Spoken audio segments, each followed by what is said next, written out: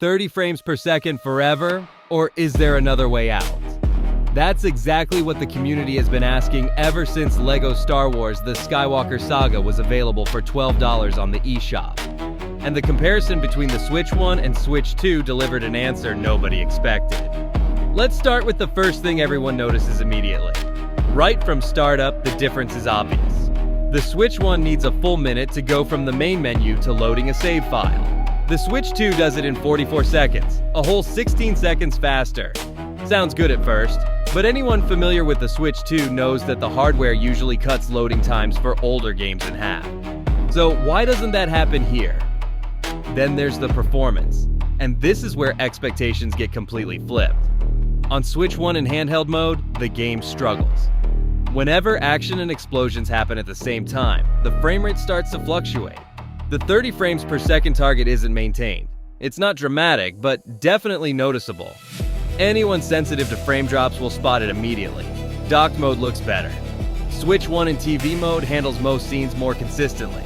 But even here, occasional drops still happen. Version 1.10 already fixed many of the worst issues, so the problems became smaller, but they never completely disappeared. On Switch 2 in handheld mode though, it feels like a completely different game. The exact same trench run, the same explosions, the same transitions, everything runs at a smooth and consistent 30 frames per second. No fluctuations, no annoying dips.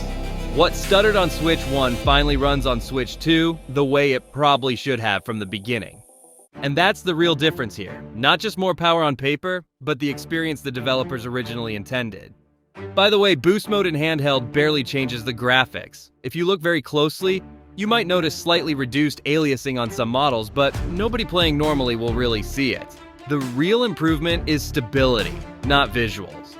And then there's the Steam Deck comparison that the community keeps bringing up. Yes, the Steam Deck can run the game between 40 and 60 frames per second. On paper, that sounds better.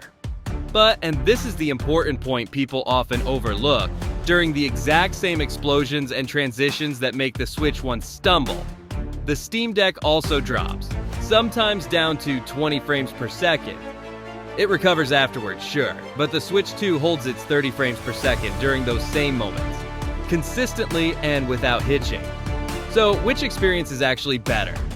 60 frames per second with drops into the 20s, or a locked 30 frames per second that genuinely feels smooth? The community is divided, but the voices saying that stable 30 frames per second feels smoother than unstable 60 frames per second are getting louder with this game. In the end, there's a pretty clear recommendation for Switch 2 users, and honestly, I hope you grabbed that $12 deal while it lasted. Subscribe to the channel for more videos like this.